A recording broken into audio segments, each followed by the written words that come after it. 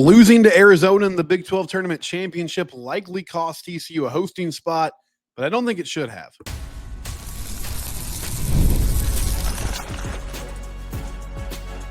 You are Locked On Horned Frogs, your daily podcast on the TCU Horned Frogs. Part of the Locked On Podcast Network, your team every day. Locked On Horned Frogs, your team every day. I'm your host, Steven Simcox. I've been covering TCU athletics for the past 12 years. We're brought to you today by Monarch Money. It's not just a budgeting app. It's an all-in-one financial command center. Download the Monarch Money app today. I'll tell you more about them later on in the show. We'll get into the Big 12 getting pushed around by the SEC in the Big 10 in segment 3. Bill Conley from ESPN released his S&P Plus rankings for the upcoming season. I'll tell you where TCU lands there.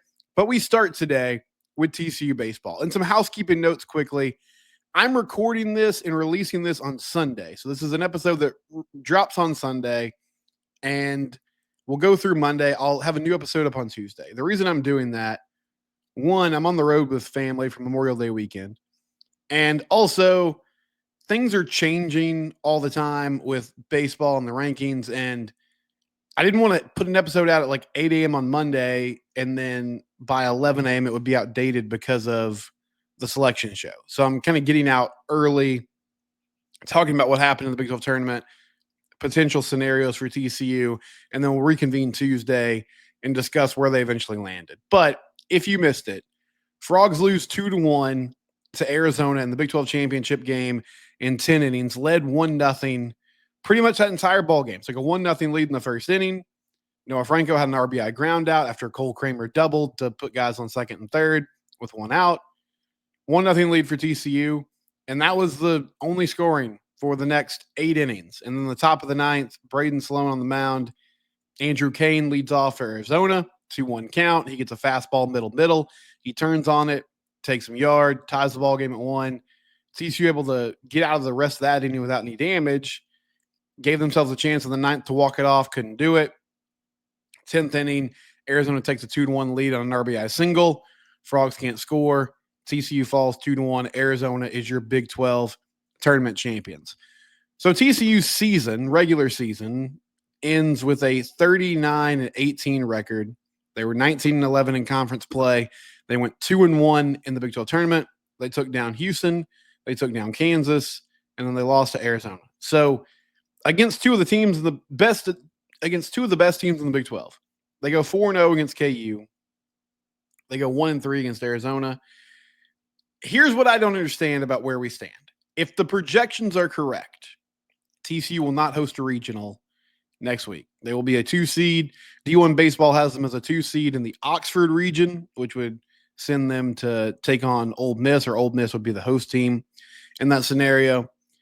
But I was listening to the D1 Baseball guys before the conference tournament, and on one of their podcasts, they said, conference tournaments have changed so much in the past couple of years because of expanded conferences.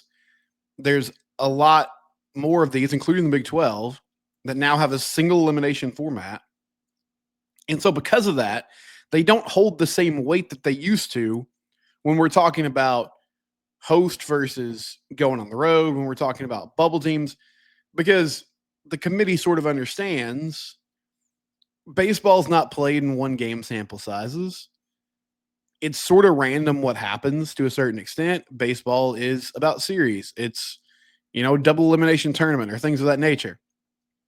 So I was like, okay, well, that should be good news for TCU, because at the time they were projected to be a host spot. And as long as they don't just completely fall on their face, maybe if you just win one game in Arlington, you should feel pretty good. And that was my thought on Thursday when I recorded after they took down Houston. And then Friday night, they run-ruled Kansas. Really good effort from Mason Brassfield. Luis Rodriguez came in and did a nice job. They scored 11 runs. Vibes were high. But in between that Thursday and Friday game, new projections came out because they're updating it constantly. And suddenly, TCU baseball is not hosting anymore. And they didn't lose a game. It was just other SEC teams like Ole Miss and Tennessee that were making runs in the SEC tournament were suddenly host sites. So Obviously, the conference tournament means something, but apparently it's only like the SEC tournament that means something. It didn't make any sense to me. But Saturday night, TCU falls 2-1 to Arizona. And there's plenty of blame to go around for this. First of all, it's an extra inning loss to a good Arizona team. Okay. It wasn't like it was a complete beatdown. And that's also why I'm confused. Because if this was the difference, like you win 39 games and TCU had some lows. I mean, in non-conference play, they got beat by Southern Miss at home in a series, dropped their opening series to Arizona State in conference play, had a horrible series loss to UCF. But they also had some high highs. They played a tough non-conference schedule. They equipped themselves well. You know, they swept Kansas at home this year. They took care of business against a lot of teams that they should beat, right? And it felt like they were in a really good position to have a regional at Lupton. But is one extra inning loss really the difference between being at home and being on the road? That seems kind of silly if we're talking about the resume as a whole.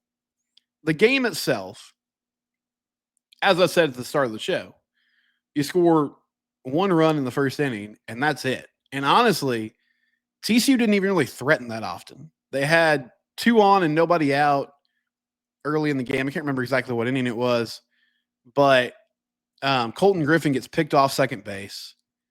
That guy's on first and second. Griffin and Jack Bell reach. Griffin gets picked off second base. Complete rally killer.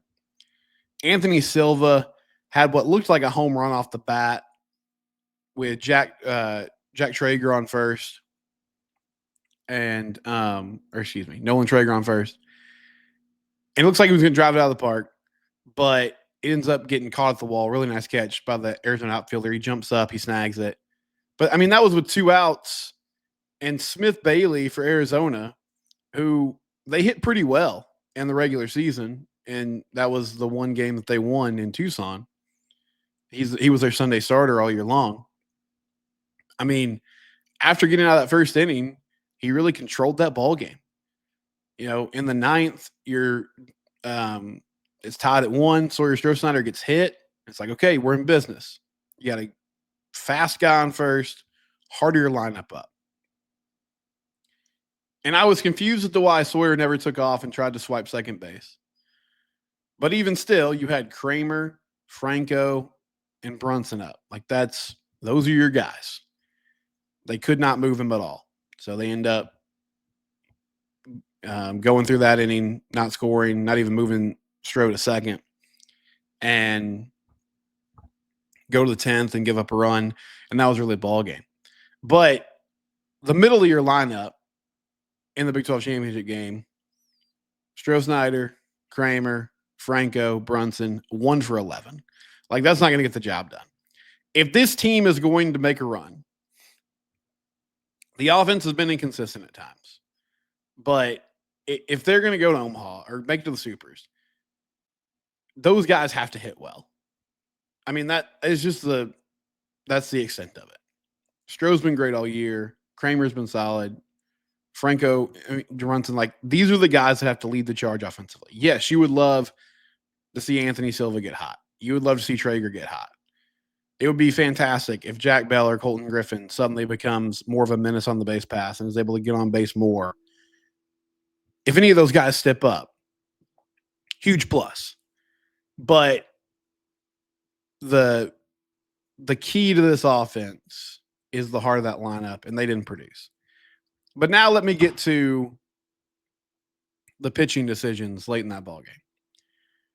So your starter today was Nate Stern, and he did a nice job. He did his job. The expectation was they were trying to get through the lineup one time. He goes 2 1/3. He gives up 2 hits, didn't give up any runs, had a strikeout. But he leaves the game in the 3rd inning with 1 out and the bases loaded. So a really tough situation in a 1-0 ball game for Gianluca Shin to come into. And Shin was outstanding last night. His final line, 2 2/3, didn't give up a run, 7 strikeouts, 1 walk. But he comes in with the bases loaded in the 3rd inning, gets a pop-up, gets a strikeout, and he really breezes through the fourth and the fifth, and just does an outstanding job. Braden Sloan comes in, and Braden had a great start to the year.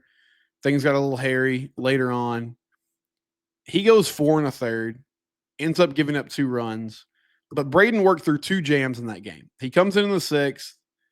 Arizona gets a couple guys on an error and then hit by a pitch. Got first and second, nobody out. They bunt those guys over. So second and third, 1 out.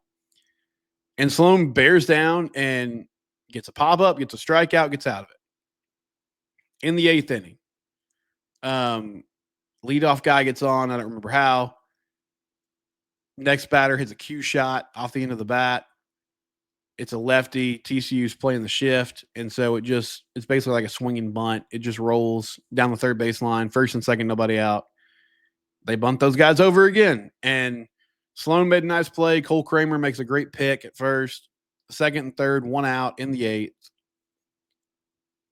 Sloan again, strikeout, gets out of it, and it felt like this huge moment in the ball game. And I was like, okay, I think that's the end of his night. Now, after the game, Kirk Zarlu says that KDD was not available. Neither was Cademan Parker. But, I mean, even still, it was just, you're pushing the limits of Braden Sloan. And Sloan comes in the 9th, gives up the home run, gets out of the rest of the inning, and then he comes back again for the 10th. Which the 9th inning was questionable to me, but the 10th inning was like, what the heck are we doing? Why are you rolling him out there again? I mean, you would push him to the limits there. He threw 74 pitches on Saturday night. So he gets in trouble. He gives up a single to, give Arizona the lead. And then they bring in Cohen Fesser, and, he's able to work around it. 2-1 going into the 10th. But, I mean, that was your ball game. We'll take a quick break because I need to. We'll come back. We'll kind of finish up the baseball discussion. It's Locked On Horned Frogs, your team every day. Monarch Money, really thankful for them, our sponsors. It's an all-in-one budgeting app, but it's also a financial command center. You check your bank account first of the month into the month, and you say, wait, where did all my money go? There's recurring payments, subscriptions. They catch up to you. Monarch Money, they make it simple for you. You can put all your accounts in one place. It's all in one convenience. They have collaboration with your spouse, with your partner. It's smoother than ever before. Take control of your finances with Monarch Money. Use code LOCKEDONCollege at monarchmoney.com for 50% off your first year. That's monarchmoney.com, code LOCKEDONCollege for half off your first year. Monarch Money. Give it a try today. I mean, Kirk, to his credit, he's always been a guy that, he trusts his pitchers. Probably to a fault sometimes. He allows guys to work through things. I can't really think of many times where I've watched a ball game and been like, he just pulled him too early there. It's typically the opposite. And I appreciate that he's stuck with Braden Sloan through some struggles this year. And it feels like Braden's kind of figured it out. I mean, he's always the guy that's going to rely on chase stuff. He needs people to chase outside the zone to really be successful. He worked out some jams in that game. It just felt like you were kind of playing with fire in the 8th. You got out of it. And that was the perfect time to go to a new arm. I understand it was the bottom of the lineup. It was a left-hander up first, lefty. He's tough on lefties. But, I mean, that wasn't his thought process, obviously, because he gives up the bomb and he stays in there. So that was his inning. It felt like regardless what was going on. I was kind of dumbfounded by that. But TCU drops that game 2-1. Cademan Parker not available. He didn't start this weekend. Maybe that's just like a mental reset after a really tough start against Utah last week. But I wouldn't be surprised if we didn't see Cademan the rest of the year.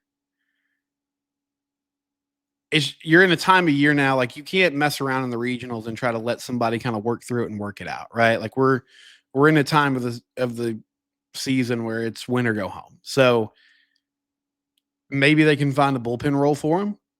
I have my doubts that he's going to start. I think your starters next weekend, regardless of if they're in Lupton or they're on the road, will be some combination of Tommy Lepore, Mason Brassfield, and then kind of a hodgepodge bullpen day on day 3, whether that's Nate Stern or Mason Bixby. I mean, there's different options there, but it's gonna be a hodgepodge of guys.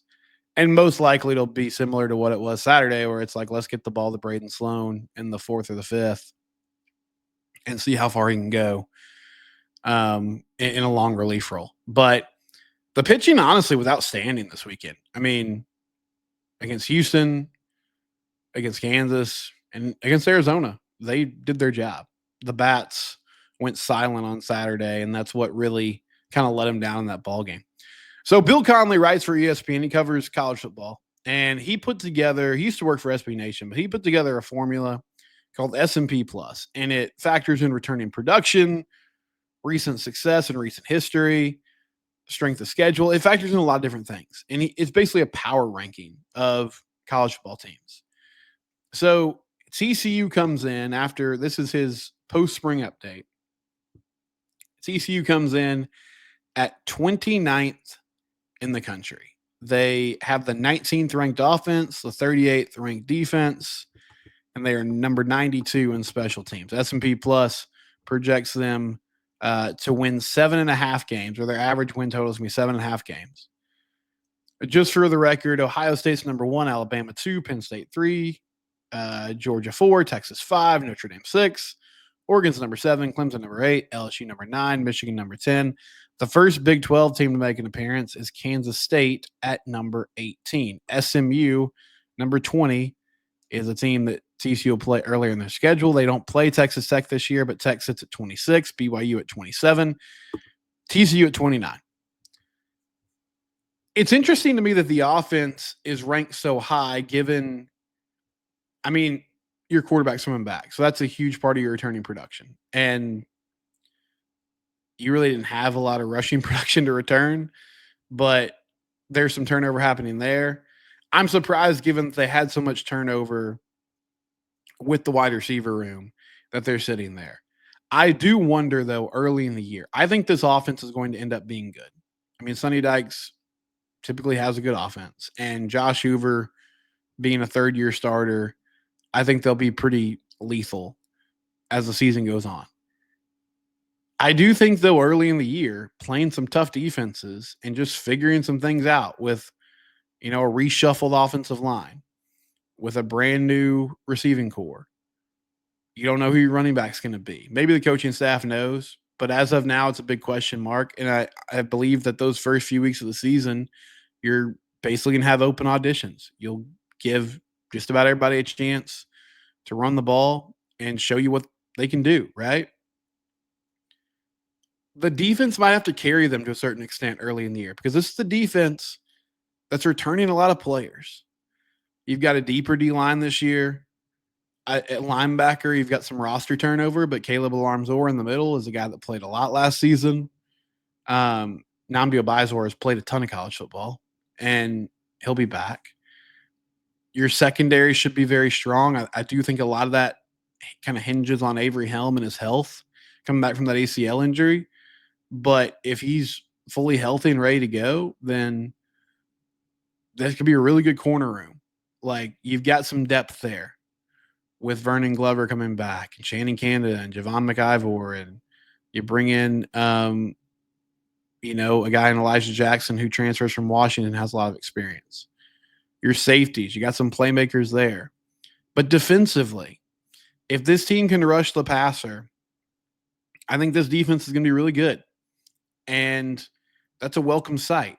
So can they be the group that sort of carries TCU through the early season and gets them to a place where offensively they're in a better spot around the middle of the year, and they didn't really drop any games unnecessarily because of some early struggles?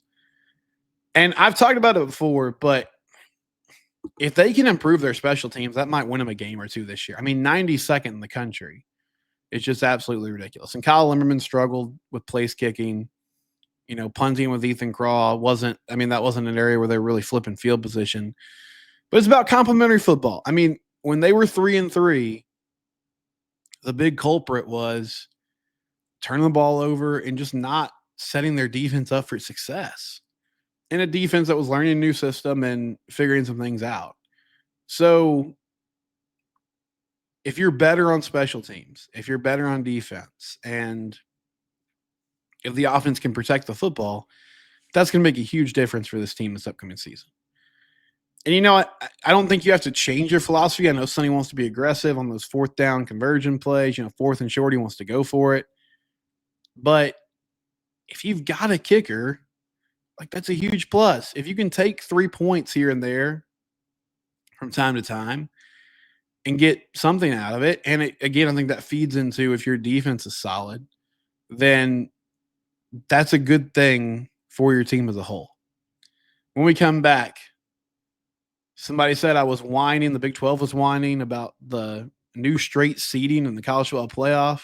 We'll discuss next year on Locked On Horned Frogs, your team every day.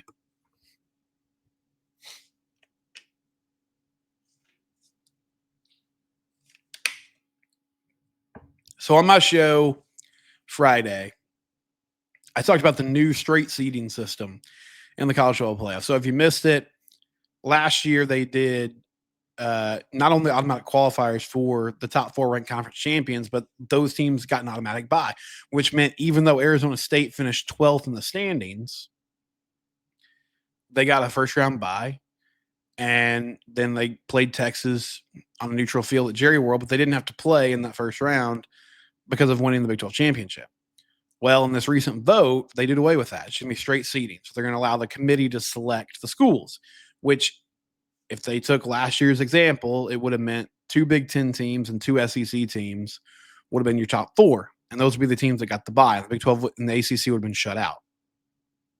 And I was mad at Brett Yormark for not voting no and not making his voice heard. And it ended up being a unanimous vote. So nobody really pushed back. Jim Phillips didn't push back either. And they both gave kind of a weak statement about, well, this is not necessarily what's best for us, but it's what's best for college football. So I discussed that. And Clint Lewis said, I only made it to 1 minute and 45 seconds before the cringe moment, which honestly, me going 2 minutes without being cringe is pretty good. For myself, like, that's pretty solid. But he basically said I was whining. The Big 12 was whining. We're too woe is me. And that the Big 12 has to prove it. Okay, Clint, if you stopped watching after 2 minutes because you couldn't get past it, whatever. But I tried to make the point in the video. They have been proving it. Did you watch Arizona State and Texas this year? Did you watch the football game? It was a pretty good game. You should have watched it. If you didn't, maybe get on YouTube. Cam Scatterboo did some good things. Texas ended up winning. But Arizona State was right there. They went toe-to-toe with them. Now, coulda, shoulda, woulda, but if they stopped that fourth down play, they win that game. That did not look like 2 teams on the field that were stratospheres apart. That looked like 2 pretty evenly matched teams. Texas was most likely the second best team in the country last year. They played Ohio State a lot more competitively than Notre Dame did, right? TCU, I know what happened against Georgia, but TCU took down Michigan a few years ago in the playoff, right? Did you watch that game? That was a fun game. Maybe turn that one on. Maybe put YouTube on there, Clint. It was a good one. Frogs won that ball game. And this is not a Big 12 school, but Notre Dame beat Georgia this year. Notre Dame, over the last decade, has been kind of a punchline when it comes to the college football playoff. They've been one of those schools that's like, yeah, they're independent, they make their own schedule, and they're never as good as the top teams in the SEC. Well, that was different this past year. The last 2 years, Big Ten teams have won the national title. It's not just the big bad SEC anymore. So that was my point. The sport is changing, and because of that, the committee should respect these leagues more, but the committee refuses to do that. Time and time again, they refuse to do that, even though the Big 12 and the Big 10, like, they seem to be proving that the gap is lessening. So if the committee's not going to give you the respect, then you have to do what's best for your conference, which in this case is stick with the system that you have. Now, yes, there's a power imbalance here. There's sort of getting drug around for the ride by the SEC and the Big Ten. But at least they could have voted no. At least they could have made their voice heard and said, you know what? I don't like this. It's going to pass, whatever, but we're not okay with this. We're not in favor of it. What are they scared of? Are they scared of those two leagues breaking off and making a super league? Call their bluff on that. Say, okay, you go for it. You do it. You make your own league. You make all the rules. If that's what you want to do, go for it. I don't think that's what they want to do. I don't feel like that's actually what the Big Ten and the SEC want to do. Maybe that's what they would love to do, but they don't want to put the work in to actually do that. So stand up for yourselves. Don't just go along with it. You're the one that's being woe is me. You're the one that's like, oh, let's just do what the SEC and Big Ten says and we'll prove ourselves. Give me a break, man. They are proving themselves. That was the point of the video. All right. I'll see you guys on Tuesday. It's Locked On Horned Frogs, your team every day. Subscribe to the YouTube channel or find us on your favorite podcast platform.